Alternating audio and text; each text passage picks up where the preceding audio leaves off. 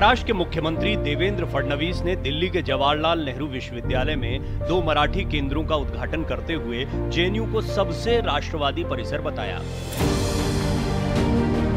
जहां पहले भारत के टुकड़े करने की बात की जाती थी, वहां अब छत्रपति शिवाजी महाराज के युद्ध कौशल की पढ़ाई होगी। इस मौके पर मुख्यमंत्री फडणवीस ने सिंधुदुर्ग संवाद की शुरुआत करने की भी घोषणा की। छत्रपति शिवाजी महाराज जिन्होंने इस देश में स्वराज्य की शुरुआत की, उनके नाम से ऐसा अध्यासन केंद्र शुरू होना ये अपने आप में बहुत बड़ी बात है। जन्मदिन से जनसेवा।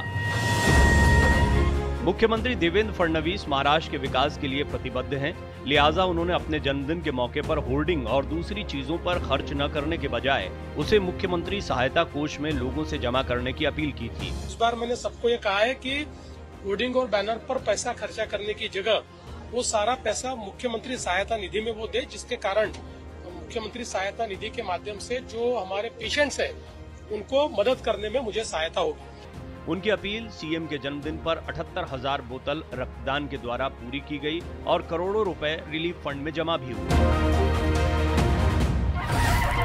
नक्सलियों के गढ़ में विकास।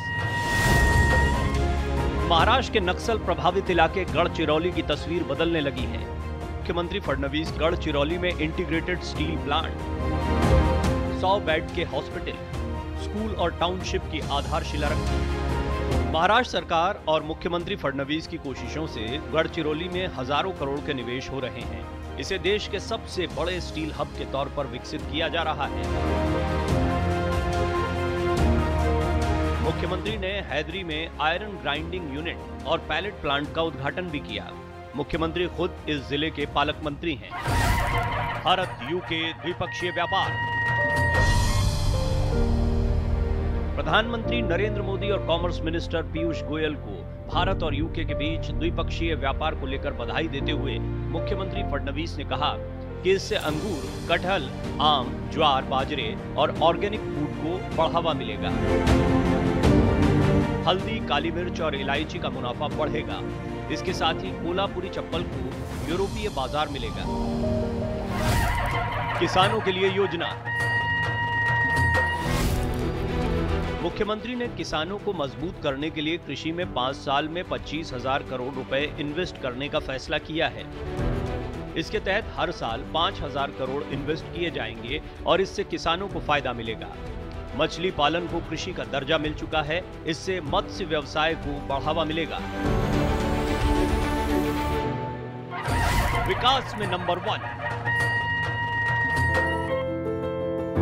महाराष्ट्र आर्थिक विकास में नया कीर्तिमान स्थापित करने वाला राज्य बन गया है। निवेश और बैंकिंग के मामले में मॉर्गन स्टैनली मैगजीन ने महाराष्ट्र को पहला स्थान दिया है। दुनिया की 28वीं सबसे बड़ी अर्थव्यवस्था मानते हुए कहा है कि महाराष्ट्र 2030 तक 1 ट्रिलियन इकोनॉमी वाला राज्य बन सकता है।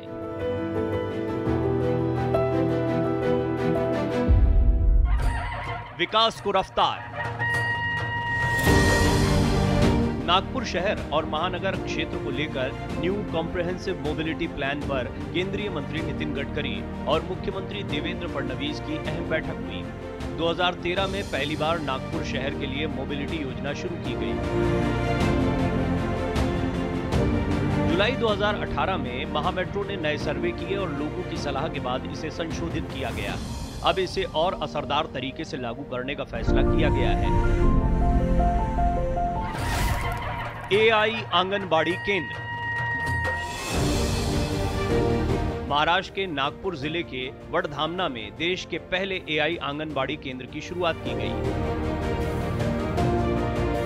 महाराष्ट्र के मिशन बाल भरारी के तहत ग्रामीण शिक्षा को एआई के जरिए हाईटेक बनाने के लिए मुख्यमंत्री देवेंद्र फडणवीस ने इस नए अभियान की शुरुआत की। आने वाले वक्त में 40 और आंगनबाड़ियों को आर्टिफिशियल इंटेलिजेंस से हाईटेक करने की योजना है।